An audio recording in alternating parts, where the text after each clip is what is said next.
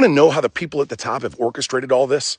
I've been studying this shit for years. And when you start connecting the dots, it's not theory. It's a documented plan. It's disguised as progress. And it all began in the early 1900s with John D. Rockefeller, the oil baron who figured out how to turn fuel into control. Right?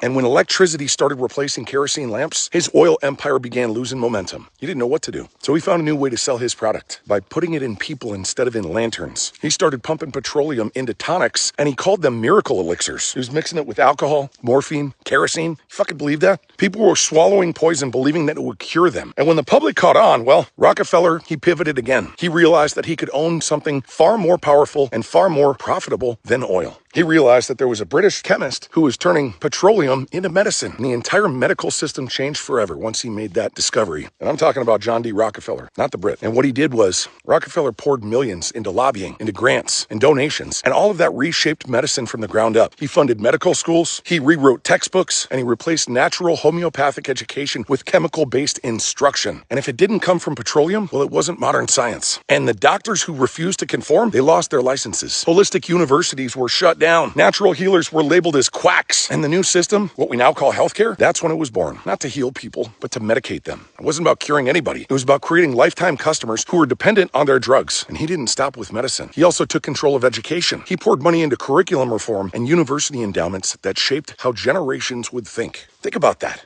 You wonder why things are so fucking out of whack right now? I'm telling you, history was rewritten by this guy and many others, but he had a huge part in it. Textbooks were sanitized, and from that point on, truth became whatever served the system, and they call it progress. But that progress was poison, and that poison evolved. Now they don't sell kerosene tonics. They sell antidepressants and seed oils and chemical diets that keep people docile and dependent. They figured out the best way to control the most powerful species on the planet, and to do it was to divide people from themselves, to make them doubt their instincts, to confuse them about who they actually and truly are, to convince men that masculinity is shameful and that their personal identity is fluid and meaningless. Teach them that femininity is empowering and that men are useless creatures. And start early. Force kids into that system that teaches compliance instead of curiosity. And watch what happens. That's what they did.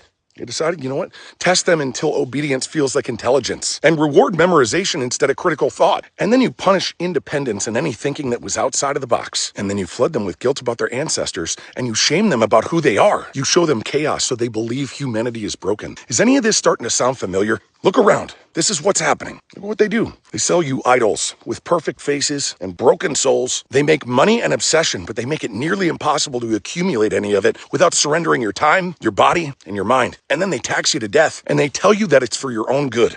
Steal 5 days out of your week, and they give you back 2 so that you don't revolt. They realized they could feed people toxins that would numb their bodies and propaganda that would dull their minds, keep them entertained just enough to never notice the chain around their neck. And now they convince people that a person's worth is measured in likes and followers. Think about that. It's going on all around us. And when people finally break, medicate them. Not to heal them, but to keep them functional enough to keep serving the machine. And that's how you control a civilization without firing a single shot. You don't need armies when people police themselves. You just convince them that the cage is safety and they'll lock the door for you. You'd have thought that after 2020, people would have snapped the fuck out of it. But look around. Here we are in 2025, and people just voted to give the government more control over their lives. This is the machine that they built, and it's working perfectly as designed. They created a world that rewards distraction, that punishes anybody who wants to live with purpose. And they've made enslavement a lifestyle. But it's not a life, it's programming. And the only way out is to wake the hell up and to rebuild your body, your mind, and your spirit with discipline from the inside out. It's up to you to break the chains and to smash the mirror that they've got you living in, to take back that strength that they tried to strip from you. And if you're seeing through the fog,